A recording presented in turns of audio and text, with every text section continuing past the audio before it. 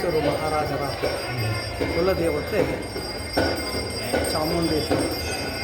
ಈ ಒಂದು ದೇವೆಯ ಪೂಜೆಯನ್ನು ಆಗಮಿಕರಾಗಿ ರಾಮಶೇಷ ದೀಕ್ಷಿತ್ರವರ ನೇತೃತ್ವದಲ್ಲಿ ಪೂಜೆ ನಡೀತಾಯಿತ್ತು. ಈಗ ಅವರ ಮಕ್ಕಳು ಅದನ್ನು ನೆರವೇರಿಸ್ಕೊಂಡು ಹೋಗ್ತಾರೆ. ಈ ಒಂದು ದೇವಸ್ಥಾನದ ಆಷಾಢದಲ್ಲಿ ನಡೆಯುವ ವಿಶೇಷತೆ ಬಗ್ಗೆ ನಾಗರಾಜ್ ದೀಕ್ಷಿತ್ರವರು ತಿಳಿಸ್ಕೊಳ್ತಾರೆ. ಓಂ ಶುದ್ಧ ಸ್ಫಟಿಕ ಸಂಕಾಶಂ ಶುದ್ಧ ವಿದ್ಯಾಪ್ರದಾಯಕಂ ಶುದ್ಧಂ ಕೋತ್ತಂ ಸದಾನಂದಂ ಸದಾ ಶಿವಮಹಂ ಭಜೆ. ಸಾಮಾನ್ಯವಾಗಿ ಈ ಒಂದು ಚಾಮರಾಜನಗರಕ್ಕೆ ವಿಶೇಷವಾಗಿರ್ತಕ್ಕಂಥ ಹೆಸರಿರ್ತಕ್ಕಂಥದ್ದು. ಯಾಕೆಂದರೆ ಇದನ್ನು ಅರಿಕುಟಾರ ಅಂತ ಹೇಳಿ ಕರಿತೀವಿ ನಾವು. ಈ ಅರಿಕುಟಾರಕ್ಕೆ 1724ನೇ ಇಸವಿಯಲ್ಲಿ ಮೈಸೂರು ಮಹಾರಾಜರಾಗಿರ್ತಕ್ಕಂಥ 9ನೇ ಚಾಮರಾಜನಗರ ಜನವಾಗಿರ್ತಕ್ಕಂಥ ಸ್ಥಳ. ತಮ್ಮ ತಂದೆಯ ಜನ್ಮಸ್ಥಳವಾಗಿರ್ತಕ್ಕಂಥಲ್ಲಿ ವಿಶೇಷವಾಗಿ ಒಂದು ವಿಷ್ಣು ದೇವಾಲಯವನ್ನು ಮಾಡಬೇಕು ಅಂತ ಹೇಳಿ ಮಹಾರಾಜರು ಸಂಕಲ್ಪ ಮಾಡಿ ಇಲ್ಲಿಗೆ ಶಿಲ್ಪಿಗಳನ್ನು ಕರೆಸಿದಾಗ ಆ ಶಿಲ್ಪಿಗಳು ಈ ಜಾಗದಲ್ಲಿ ವಿಷ್ಣು ದೇವಾಲಯಕ್ಕಿಂತ ಶಿವ ದೇವಾಲಯ ಮಾಡೋದು ಭಾಳ ವಿಶೇಷವಾಗಿರುತ್ತೆ ಅಂತ ಹೇಳಿ ಈ ದೇವಾಲಯವನ್ನು ಶೈವಶಾಸ್ತ್ರ ರೀತಿಯಾಗಿ ಅಂದರೆ ಶೈವಾಗಮಶಾಸ್ತ್ರ ರೀತಿಯಾಗಿ ಇಲ್ಲಿ ದೇವಾಲಯಕ್ಕೆ ಅಂಗ ಪ್ರತ್ಯಾಂಗ ಉಪಾಂಗ ಸ್ಥಾಂಗ ಅಂತ ಹೇಳಿರ್ತಕ್ಕಂಥದ್ದು. ಹಾಗಾಗಿ ಸಂಪೂರ್ಣ ಅಂಗ ಹೊಂದಿರತಕ್ಕಂಥ ಒಂದು ದ್ರಾವಿಡ ಶೈಲಿ ಇರ್ತಕ್ಕಂಥ ದೇವಾಲಯ ನಿರ್ಮಾಣ ಮಾಡ್ತಾರೆ.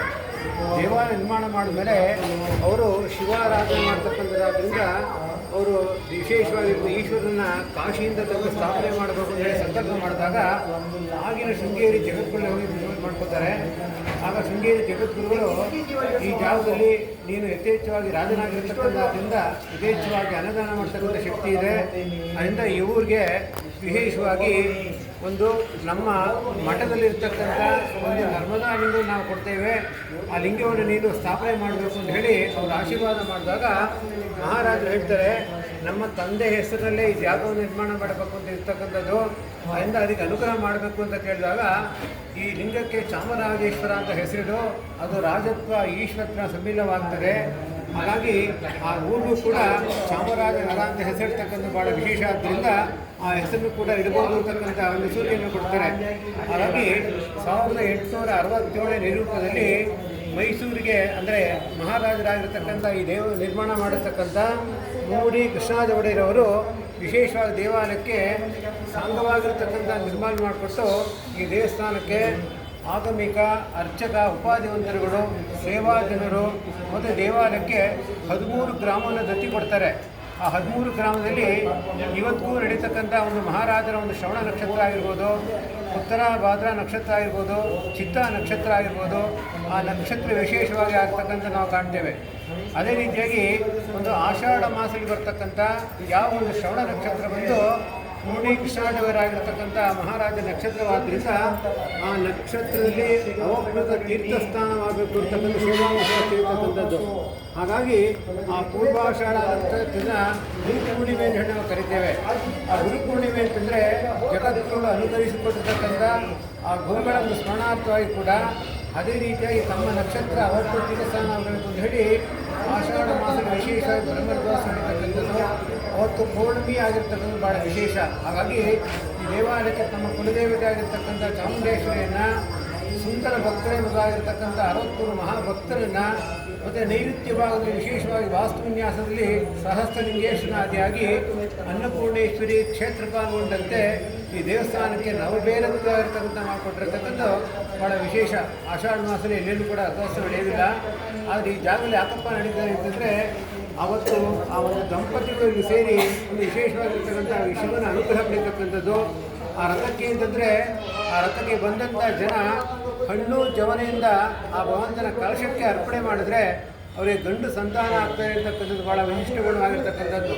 ಆದ್ದರಿಂದ ರಥಾರೂಢನಾಗಿರ್ತಕ್ಕಂಥ ವೃಷಭಾಧೀಶರನ್ನು ರಥಸ್ಥಂ ವೃಷಭಾರೂಢಂ ಚಂದನ ರಿಕ್ತನಾಂಡವಂ ಸೋಪಹಾರಂ ಶಿವಂ ದೃಷ್ಟ ಪುನರ್ಜನ್ಮ ನವೀಚ್ಯತೆ ಅಂತ ಹೇಳಿ ಆ ದಿನ ಭಕ್ತಾದಿಗಳು ತಮ್ಮ ಹಣ್ಣು ಹಂಪಲುಗಳೊಂದಿಗೆ ಆ ಭಗವಂತನ ದರ್ಶನ ಮಾಡಿದರೆ ತಮಗೆ ಏನೇನು ಸಂಕಲ್ಪವಿರುತ್ತೆ ಅಲ್ಲೂ ಕೂಡ ಸಿದ್ಧಿಯಾಗ್ತದೆ ಅಂತಕ್ಕಂಥ ವಿಶೇಷ.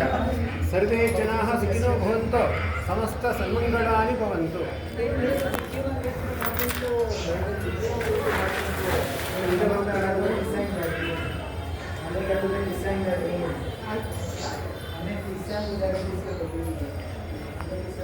ಚಾಮುಂಡೇಶ್ವರಿಯ ಒಂದು ಗರ್ಭಗುಡಿಯಲ್ಲಿ ತಾಯಿ ವಾಸಸ್ಥಾನವನ್ನು ಇಲ್ಲಿ ಪ್ರತಿಷ್ಠಾಪಿಸಿರುವುದರಿಂದ ನೋಡುತ್ತಿರುವಿರಿ. ತಾಯಿ ಚಾಮುಂಡೇಶ್ವರಿ ಸರ್ವರಿಗೂ ಒಳ್ಳೆಯದನ್ನು ಮಾಡಲಿ. ದೇಶ ವಿಶ್ವ ಶಾಂತತೆಯಿಂದ ಕೂಡಿರಲಿ ಎಂದು ಪ್ರಾರ್ಥಿಸುತ್ತಾ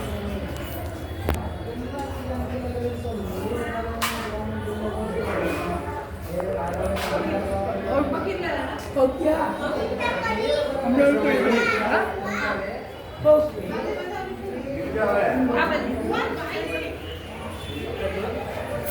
Gõ để không bỏ lỡ